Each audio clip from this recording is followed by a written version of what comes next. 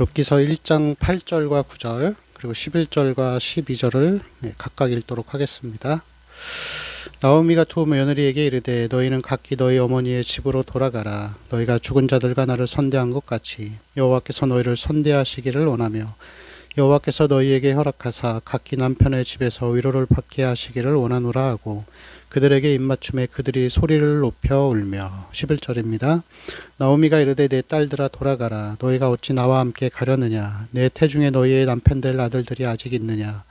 내 딸들아 되돌아가라. 나는 늙었으니 남편을 두지 못할지라. 가령 내가 소망이 있다고 말하든지 오늘 밤에 남편을 두어 아들들을 낳는다 하더라도. 아멘.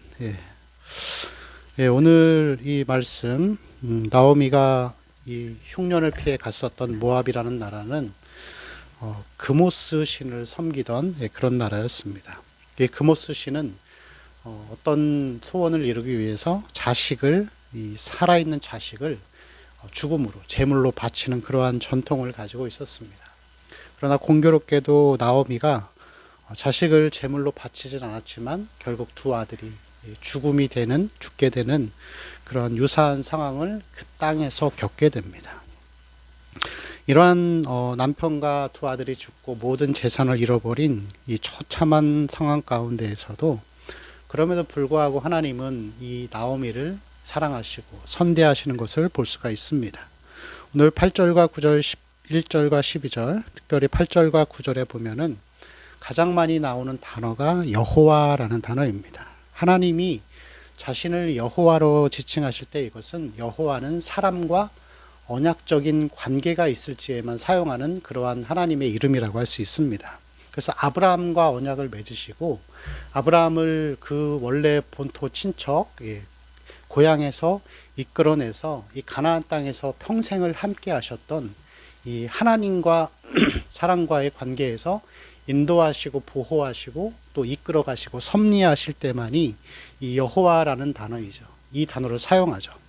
그래서 비록 이 나오미가 그 땅에서 많은 것을 다 잃어버렸지만 그 불순종의 삶을 사는 가운데에서도 하나님은 그를 선대하셨습니다. 이 선대하셨다라고 하는 것을 바로 헤세드 사랑이죠. 불순종 가운데 있을 때에도 하나님이 사랑과 긍휼을 베푸시는 것이 바로 헤세드 사랑이라고 할 수가 있습니다. 그래서 8절 끝부분에 보면은 여호와께서 너희를 선대하시기를 원한다. 이 사랑이 며느리들에게도 이어지기를 바라는 것이죠.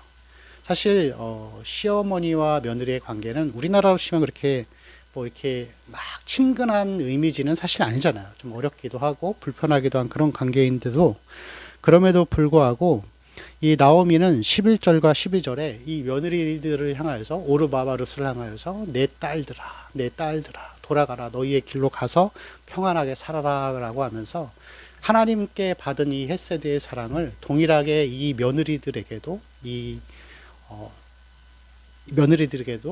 사랑을 베풀어 주는 것을 볼 수가 있습니다.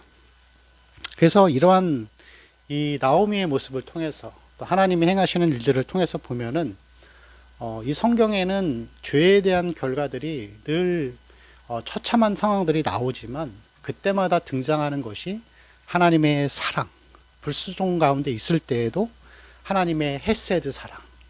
그래서 사실 이 나오미가 돌아오게 되는 계기도 하나님의 사랑이었죠. 여호와께서 자기 백성을 돌보시사 양식을 주셨다함을 듣고 이제 그 사랑을 알고 돌아오게 되는 것입니다.